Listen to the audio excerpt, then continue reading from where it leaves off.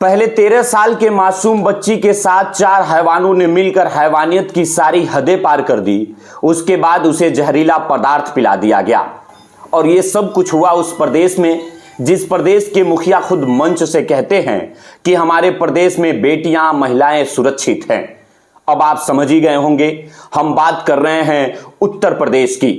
उत्तर प्रदेश का जिला कुशीनगर और कुशीनगर का हनुमानगंज थाना क्षेत्र का एक गांव।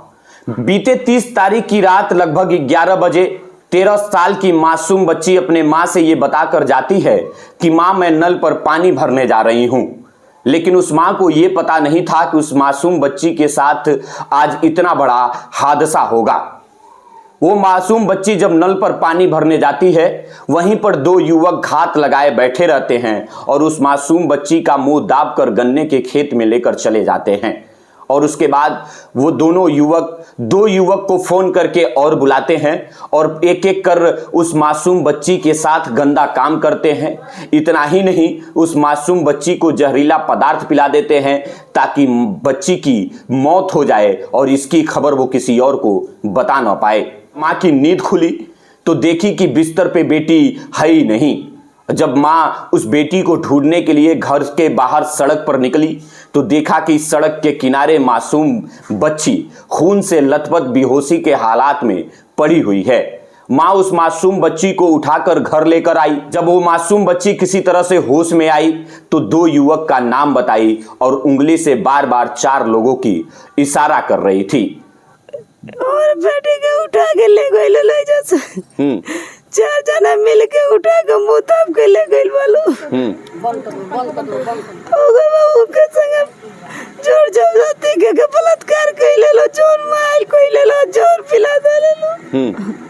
अब पास धमकी देले लो के उसे बताई वो नाम ले वो तो तेरे गोर और के जान से मार दे। आपकी बिटिया आपसे बताई? हमार बेटा कहाँ मिली थी आपकी बिटिया आपसे? रोड के किनारे मिलल बड़ी। रोड के किनारे कितने बजे? 1 बजे रात के। 1 बजे रात को घर वाले उस मासूम बच्ची को इलाज के लिए जिला अस्पताल ले गए। मासूम बच्ची की हालत काफी नाजुक थी। उसके बाद उसको बीआरडी मेडिकल कॉलेज भर्ती कराया गया। लगभग 22 दिनों तक जिंदगी और मौत के बीच लड़ती रही और अंततः दुनिया से हमेशा हमेशा के लिए अलविदा कह गई। अलविदा कह गई प्रदेश के सिस्टम को, अलविदा कह गई उस नारे को जिस नारे से लगातार प्रदेश में डुगडुगी पीटा जाता है। वही नारा बेटी पढ़ाओ बेटी बचाओ।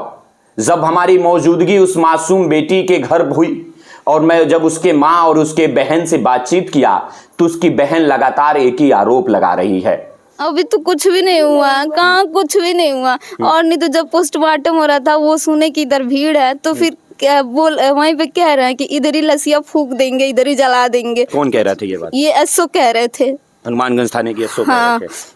वो कभी हम लोग की हेल्प नहीं की। हम लोग 2 साल से हम लोग परेशान है। हम लोग हमेशा मेंटली डिस्टर्ब करता था, हमेशा हर एक चीज के लिए। इसके पहले भी धमकी वगैरह दिया था क्या आप लोगों को? हाँ, हमेशा कहता था बर्बाद कर देंगे। हम लोग कभी भी निकलते थे तो हमेशा उसके लड़के गाली देते थे, वो भी खुद हंसता था, गाली देता था, थूकता था हम लोग को देख के। अब तो डर आप लोगों को भी लगता होगा?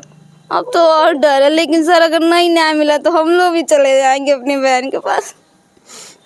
क्या करेंगे यहाँ पे रह के, ऐसे मेंटली डिस्टर्ब है, ऐसे हर एक चीज के लिए। जब जिस दिन उसका डेथ हो गया तो फिर हम ही फोन करके 3:30 बजे उनको बताएं कि मेरी बहन नहीं रही। तो फिर 5:37 पे एक लड़के का फोटो भेज के कह रहे हैं ये दिखाओ उसको कि ये इसको जानती है। ऐसे ही मैसेज है, फोन मेरे भाई के पास, हम आपको दिखा देते। मरने के बाद उस लड़के का फोटो भेज। हम लोग तो रहते नहीं, हम लोग जानते नहीं है, तो फिर हम लोग कैसे बताएंगे? अब इतना ही नहीं, उस मासूम बिटिया की बहन का कहना है कि अगर हम लोगों को न्याय नहीं मिला तो हम लोग भी अपने बहन के पास चले जाएंगे।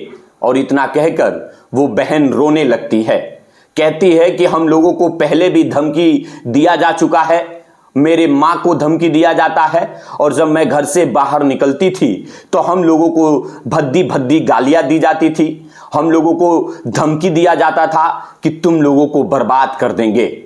और हुआ कुछ ऐसा ही। अब सोचिए उस माँ बाप के ऊपर क्या गुजरती होगी जिस माँ बाप ने 13 साल की बेटी को खोया। अब खुद सोचिए कि देश में जो प्रदेश में लगातार बेटी पढ़ाओ बेटी बचाओ के नारे लगाए जा रहे हैं और जिस तरह से बेटियों के साथ घिनौना खेल खेला जा रहा है, तो आने वाले समय में हमको लगता है कि बहन बेटियों को घर से बाहर निकलना बड़ा मुश्किल हो जाएगा। अगर जो बहन बेटी घर से बाहर निकलेगी तो ऐसे ही दरिंदे रोड पर खड़े उस बेटी के साथ कब क्या कुछ कर दें, आपको और हमको भी पता नहीं है। आगे इस मामले में जो कुछ भी अपडेट आएगा हम आप तक पहुंचाते रहेंगे, लेकिन आप लोगों से मेरी एक ही गुजारिश है कि इस वीडियो को शेयर करना आपकी जिम्मेदारी है, क्योंकि देश की एक बेटी की बात है, क्योंकि प्रदेश की एक बेटी की बात है। वो बेटी जो पढ़ाई करती थी, वो बेटी जो देश के लिए कुछ करना चाहती थी, वो बेटी जो महज 13 साल की उम्र में इतना कुछ झेलकर इस दुनिया को हमेशा हमेशा के लिए अलविदा कह गई।